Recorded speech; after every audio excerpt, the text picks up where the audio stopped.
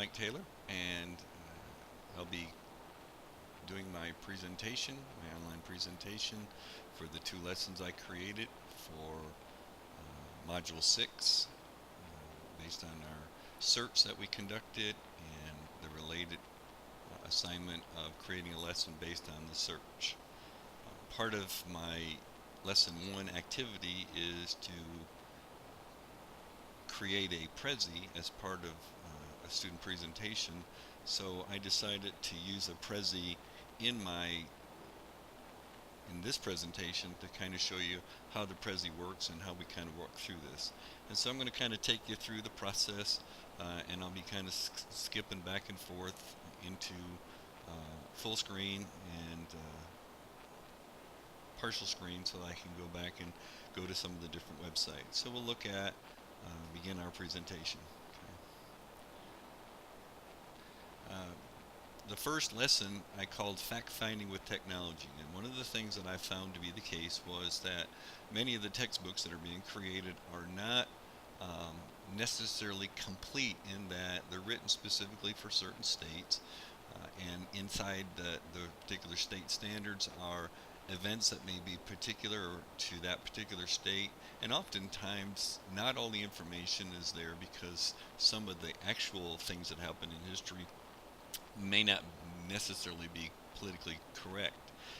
So in this activity, in this lesson, I'm going to have students do a search to look beyond the history book and to get a wider perspective of what the textbook is all about. Briefly, the students will conduct an online search to confirm, correct, or contribute to textbook content. What I mean by contribute is there any other facts that are there that have been verified that ought to be in the book or they think are important. They're going to work collaboratively to create a visual presentation using either Prezi or a PowerPoint such as I'm using here. The technology that they're going to need, at our school we have some mobile labs, so I have about 30 laptop computers that I'll have. I don't have them every day, but I'll be able to have them a couple of days a week. Students will always be able to use their own devices. We have a bring your own device policy at our school, and we do have secure broadband in the school. I'm going to provide each of the students with a 2 gig jump drive so they can store all the information that they've obtained, so they're not trying to find a place to store that, have it readily available. That way they can take it back and forth with them from school and home. The overhead projector in the classroom, and of course the smart board. And then students will be creating a Prezi or a PowerPoint presentation, and they'll have to download the Prezi if they're going to do that with the 30-day trial just for the completion of the activity. Now, the reason why I decided to do that is because I found that when I was doing my research that many of the tech books we're just kind of leaving out some very important perspectives of history. And as I was in a discussion with one of the social studies teachers down the hall, she just recently purchased a book about the inaccuracies that we are teaching from the textbook. Plus, the textbooks are adopted in a 7-year period. Sometimes they're outdated, so sometimes we don't have the most up-to-date information. So I kind of looked at some resource to kind of figure out how to conduct the instruction on how to do the web search, and so I've got a few sources here that I've kind of used as my background reading.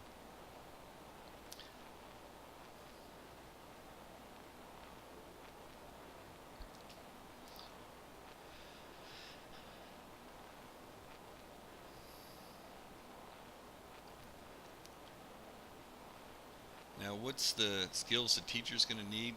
They're going to need to know how to complete a Prezi or a PowerPoint presentation, be able to show their students. They're going to need to have some clearly defined intermediate timelines to ensure that the students are progressing. This is one of those projects that if you let the students drift off, they may never come back. They acquire so much information they won't be able to a target. So you need to establish some real clear guidelines as to where they should be at in the point of the project themselves. a good formative assessment tool to provide some feedback to the students as they're progressing through. And then, of course, the rubric you need to have established beforehand to give to the students so they know exactly what is expected of them. What are the students going to need? They're going to have a thorough knowledge of the presentation of what plagiarism is and what how to conduct their searches, how to give credit for the work. We also need to talk to them about how to narrow down the internet searches so that they don't get so overwhelmed by the information. And knowledge of and creation of the Prezi or the PowerPoint. Now, one of the things that I found in my search to kind of help me with that plagiarism is a website on LiveBinder was created by this author, Holly Mom, and along there you can see there's a whole series of information about plagiarism and copyright paragraphing and a lot of the Read Write Think. If you've never been to that site, excellent site for technology background information, how to use my own words for paraphrasing. Again, just a real series of ways that you can use that as background knowledge to help them understand what plagiarism is and how to give credit to the work for the that they don't actually have done for themselves. Now, the student expectations, I envision taking my class, dividing them up into 6 groups of 4 to 5 students each, depending on the number of students in each class. I'm going to assign 3 groups, one part of the chapter, 3 groups, another part of the chapter.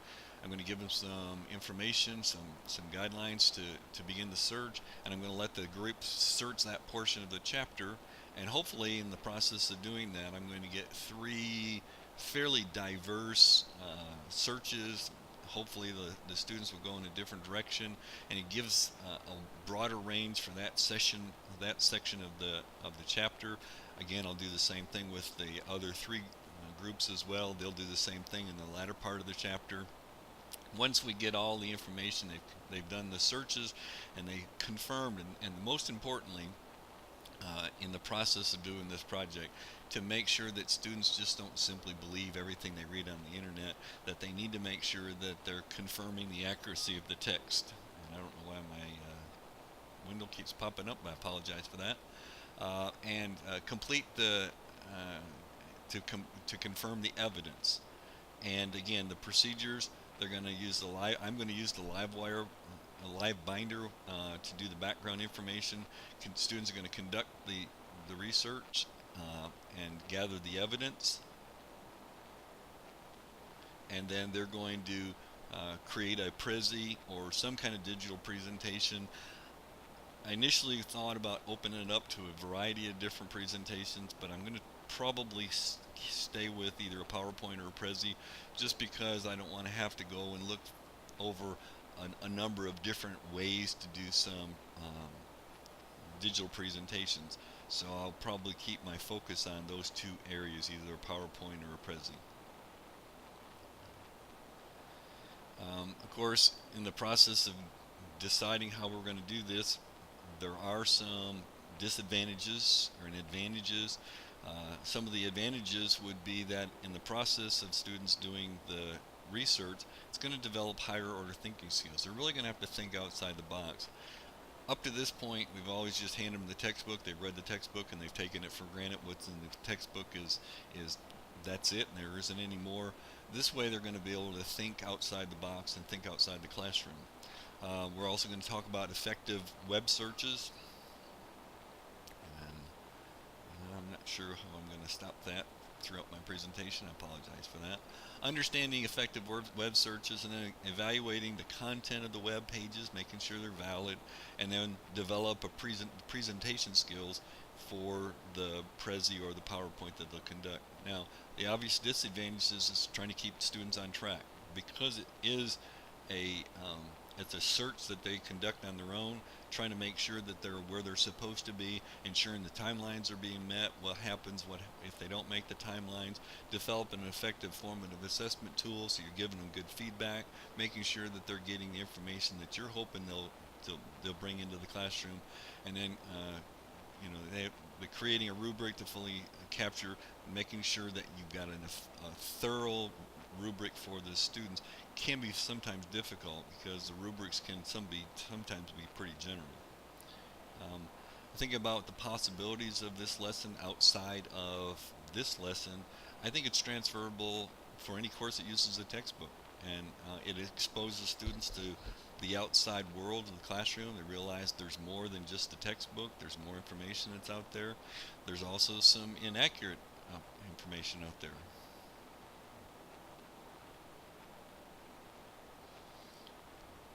And and then develop future evaluation skills on internet content. So really hoping that they not only do the validation and the evidence to ensure that the information they present is accurate, but they recognize that they need to make sure that they have to confirm the information in more than one site, not just go to one web page and say, but because it's on the internet it must be true, and we all know that that's not the case. The second lesson, um, before I go into my second lesson, just wanted to kind of show you some of the tools that we use. In the Prezi, to help them understand how to conduct a Prezi, Prezi actually has a learn and support section here and has a series of videos with some quick answers, so you can type in quick answers, and it actually has a series of videos that you can watch that kind of helps you walk through how to create the slides, how to import things, how to do transitions if you want to get fancy. At this point, hopefully, we're probably not going to get real fancy with the Prezi, but it gives them exposure. They can always go back, being an online course, if they want to go back. I even had to go back to my support page a few times to remember how to do a few things in the process. And if they decide to do a PowerPoint, uh, the Microsoft Windows Media Player also has a startup course, and it's a set of videos, and it'll walk you through how to create new slides and so forth. And so if they don't know how to do a PowerPoint, they can go to the Microsoft Office website and learn how to do a PowerPoint. So the students can be self-taught, and the teachers, if they have difficulty, don't understand how to do that, they can go back and look at those for themselves as well. So the first lesson that we talked about, as I did my reflection and I posted the reflection into my wiki, my reflection kind of told me that that there was two specific areas that I really have a passion for, because I've taught with science and social studies books before. I just know that sometimes the information is just not as accurate and so I have a passion for that. And the other thing I have a passion for is student learning vocabulary. I think it's the foundation of our classes that I just recently gave the state benchmark test, and students didn't know all the vocabulary, so they were struggling. And so I thought the two lessons I was going to do are going to be related to the textbook, in that we'll look at fact-finding of the content of the textbook, but also we're going to focus on the vocabulary in the textbook to make sure that they know how to do that. So that was kind of my reflection that I posted on my wiki page. The second lesson I call creating vocabulary. We're going to create a digital vocabulary list. My rationale was I just got done, as I said earlier, watching students struggle through the statewide benchmark test, and they kept asking me for help with the vocabulary terms. And of course, by state standards and ethics, all I could say is I can't help you, do the best on the test. And that's really frustrating for me, because I just knew that they never took ownership in the vocabulary terms that were given to them through the year, so when they needed them on the test, they just didn't remember them. So I decided to poll my students recently to ask them about vocabulary definitions and how they gathered them and so forth. And they said they're boring to learn, and the reason why they're boring to learn is because typically these teachers will assign them some terms, they'll write the definitions in the book, and they'll stick them someplace, and they'll never use them again. It's like, why am I writing them down? So I decided that maybe I could find some technology resources that would be simple and easy to use, that would provide the students with some opportunities to create their own flashcards that have some visual and audio components to it, so that they'll help us to remember better. And I guess we're going to go through this whole pop-up window through the whole presentation.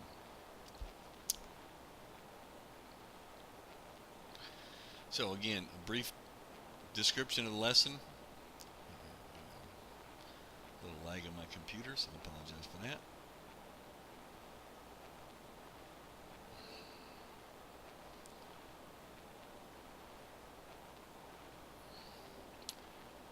And I'm not sure why my little fellow's there. All right. And of course, with technology, we always got some glitches to the technology. So let's go over here to a brief description of the lesson. As I said, we're going to be given a set of vocabulary terms from the chapter of the unit that's going to be covered, and they're going to use the website called Quizlet. Okay, the website called Quizlet. Ignore the picture of my wife and I. I set up an account that you can upgrade for a minimum cost. It's $15 to do a student account, $25 for a teacher account. And as you can see from the Quizlet website, you can create your own set of vocabulary flashcards. Inside that set of vocabulary classrooms, you can actually set up and create your term, your title. You can add a language, you can add images, you can import data, you can switch languages, and it also has an audio component. And then with the upgrade version, you can actually read into that, and it'll read back to you. It's a pretty simple way. You click on images, you save some images, or you can find some images. You can do a Google search on that as well. So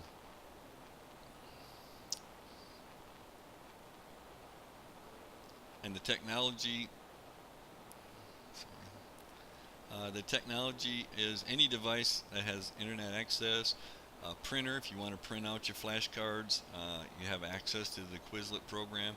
And again, there's a small cost for full access that the teachers will probably purchase if they're going to use it in their classroom. Access to the Padlet website. The Padlet website.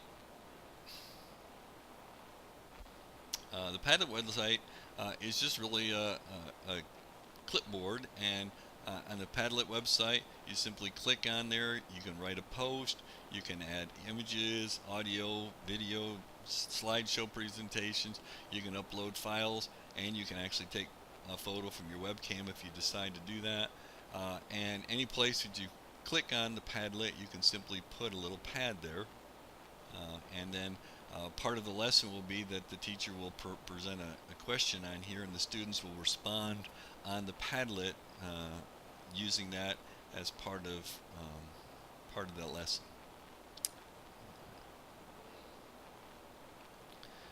Now, I provided the students with a series of web pages, websites for vocabulary, but I caution them that I don't want them to simply go look up and type word for word. We just hopefully, we've already done the lesson on plagiarism and using other people's content to help them understand. This just gives them an idea if they're not sure what they are, and then they can kind of personalize the vocabulary to help them understand. It doesn't have to be a word for word vocabulary understanding, but it does need to be such that they'll understand what they're doing. Skills, knowledge to the teacher. There's no really pedagogical skills needed. It's just teaching vocabulary just in a different way. But because the lesson does involve a class wiki, the teacher needs to know how to create and maintain the class wiki, and then have an understanding of both how Quizlet and the Padlet websites work. What do the students need to know? Well, students really don't need any particular prior knowledge for it. Introductions and how-to lessons in both the Quizlet and the Padlet will give them an understanding of how the programs work, so they can kind of go back and, just like we did with the Prezi and with the PowerPoint, they can go back and look at their information that they need to.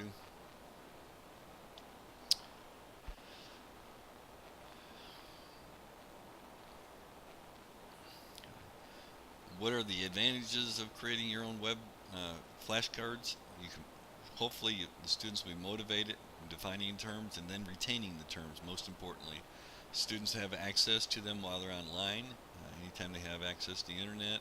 And with the full version, the teachers can actually track as the students are studying them. There's a way to actually track to see if students are having difficulty remembering a particular term. What are the disadvantages? Of course, you can create anything. You can lead a horse to water.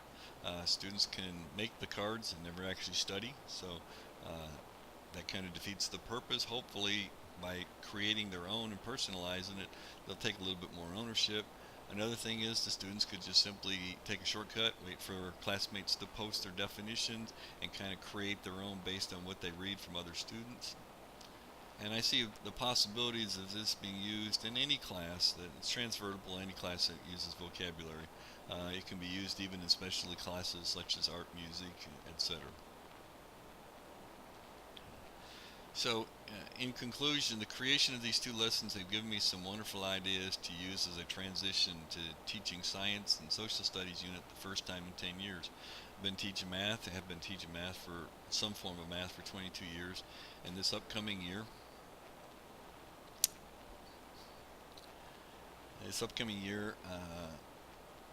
I'll be doing science and social studies, so I plan on refining this lesson as we go along, trying to see each chapter to see how I can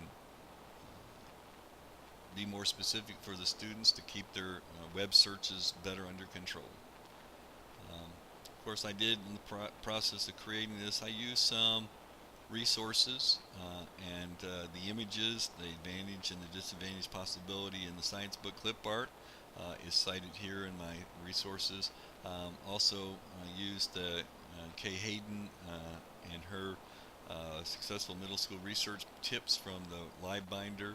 I cited the Prezi, the PowerPoint, the Quizlet, and the Padlet site as well.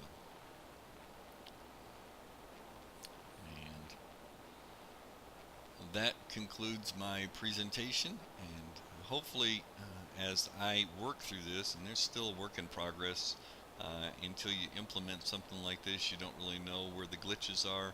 I'm kind of anxious. I've been talking to a few colleagues about this particular project.